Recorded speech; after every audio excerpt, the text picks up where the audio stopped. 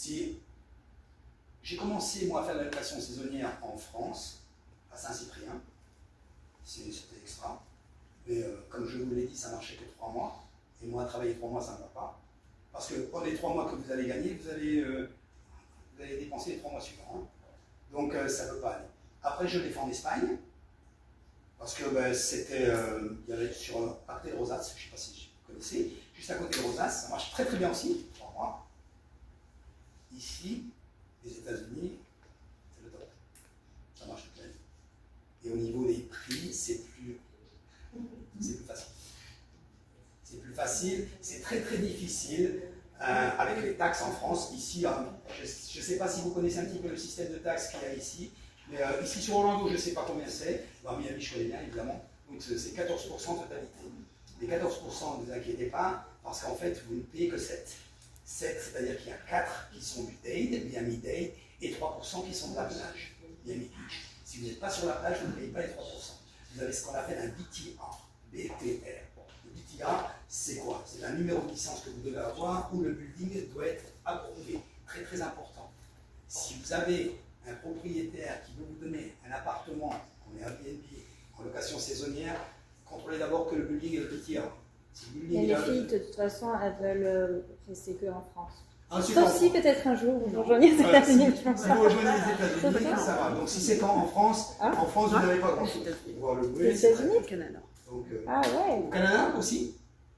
Pourquoi pas? Ah oui, au Canada. Oui. Au Canada, il y a des numéros de taxes aussi à avoir. Ouais. Il y a une réglementation.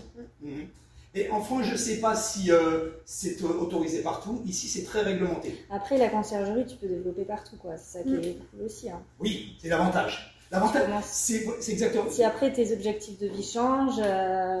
Complètement. Moi, j'ai commencé France, Espagne. Donc, après, ça ne m'allait pas parce que 3 mois, ça ne me va pas. Voilà. Donc, si, ce que vous pouvez faire après. Tu peux gérer à distance aussi. Vous pouvez le gérer à distance, vous pouvez après faire sur la neige directement, faire des locations de vacances dans les petits chalets, etc., sur la suite, etc. Ça, c'est possible. Bon, vous avez un gros avantage en France, c'est qu'il n'y a pas beaucoup de restrictions, on va dire. Donc, qu'il y en a beaucoup plus ici aux États-Unis. New York, c'est interdit. Location de vacances. Ouais. Madame. Il n'y avait pas aussi ici, en Floride, il me semble que c'est déjà compliqué. Ils sont en train de... Non, pas sur surtout. Ici, en Floride, c'est réglementé par rapport au building. Vous avez, alors, ce qui est étrange, c'est par zoning. Donc, voilà. Donc, ce qui est étrange, c'est que vous avez le building qui est ici autorisé, celui d'à côté n'y est pas.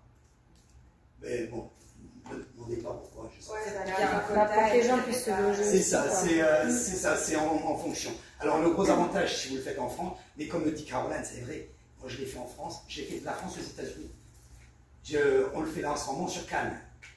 Donc, et puis c'est très simple. Qu'est-ce qu'on a fait? On a pris un partenariat avec la société qui est là-bas. Et s'il y a un problème, ce que je vous expliquais tout à l'heure, avec l'ampoule à changer ou d'autres, c'est facile parce qu'on a des gars qui sont là-bas sur place. Donc, la location saisonnière, vous avez le gros avantage qu'aujourd'hui, vous avez un téléphone, et tous un téléphone. On peut avoir l'application Airbnb, Airbnb, Booking. Booking, moi, j'aime pas trop. Je ne sais pas en France comment il fonctionne, mais ici... Ici, ça marche pas trop. J'aime pas trop parce qu'en fait, Booking, ils mélangent toutes les photos. Ils font un pot pourri et ils vous basculent tout sur Mais en France, ça marche bien en ce moment parce qu'il y a les JO et du coup, il y a beaucoup d'étrangers qui réservent pas. C'est ça, ouais. Donc, et qu'ici, j'utilise pas Booking par contre. Moi non plus. Moi non plus. Directement, je l'ai rayé. J'utilise VRBO et Airbnb parce que VRBO, il bascule sur Expedia, etc. Donc, c'est très bien. J'aime pas le système du tout de booking du pot pourri parce que les gens, quand ils arrivent, ils ont vu une photo d'un autre appartement, ils pensent que c'est celui-ci quand ils viennent, et ils arrivent, vous lui donnez l'appartement en question qu'il a réservé, et il vous dit non, c'est pas celui-là. Alors que